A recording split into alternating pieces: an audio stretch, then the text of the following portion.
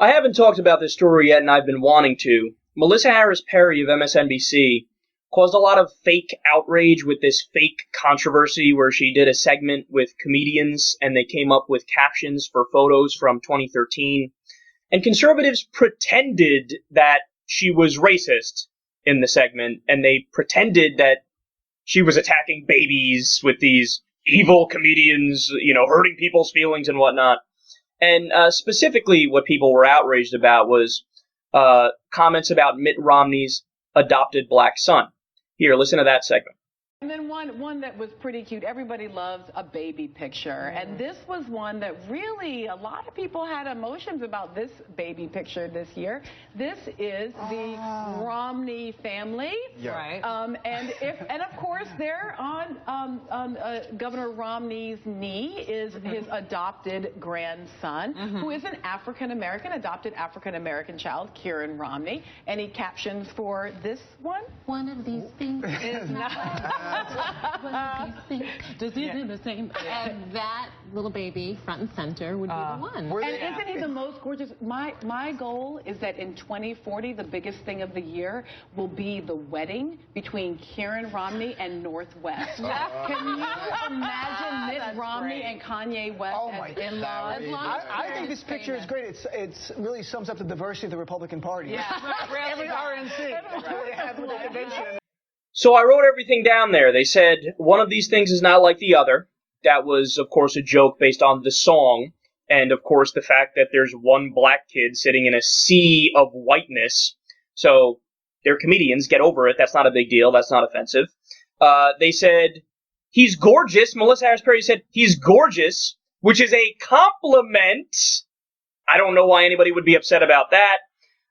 Then she said he's going to marry Northwest, Kim and Kanye's baby. A joke, and actually a kind of funny one, because it makes sense that, these two high-profile babies, one of them Mitt Romney's adopted black son, the other one Kim and Kanye's baby, not a big deal.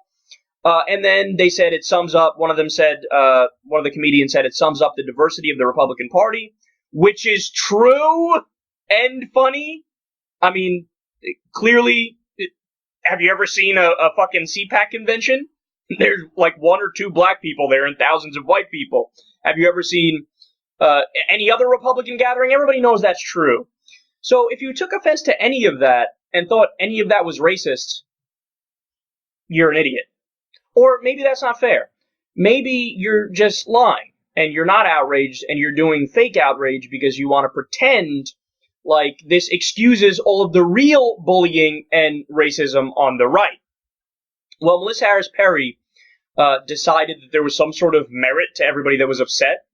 And she wrote 5 tweets that were just this over-the-top apology with her own hashtag, MHP apology. Because, of course, I mean, she's a weak Democrat who's scared of her own shadow, and she's scared that she'll get fired like Bashir and Baldwin did. And then on her show this weekend, she wanted to address it again, and she cried while apologizing. Good morning. I'm Melissa Harris Perry. We have a lot of news and politics to discuss this morning. But before we get to that, I am going to start with an apology. Last Sunday, we invited a panel of comedians for a year-in review program. It's what we call our Look Back and Laughter.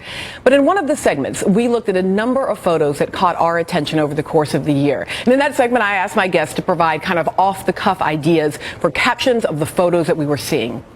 Among the images we aired was one of the Romney family that showed Governor Mitt Romney's grandchildren, including his adopted grandson, who is African American.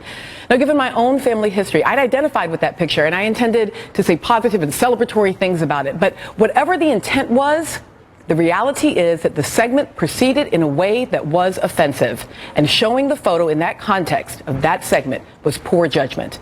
So without reservation or qualification, I apologize to the Romney family. Adults who enter into public life implicitly consent to having less privacy, but their families, and especially their children, should not be treated callously or thoughtlessly.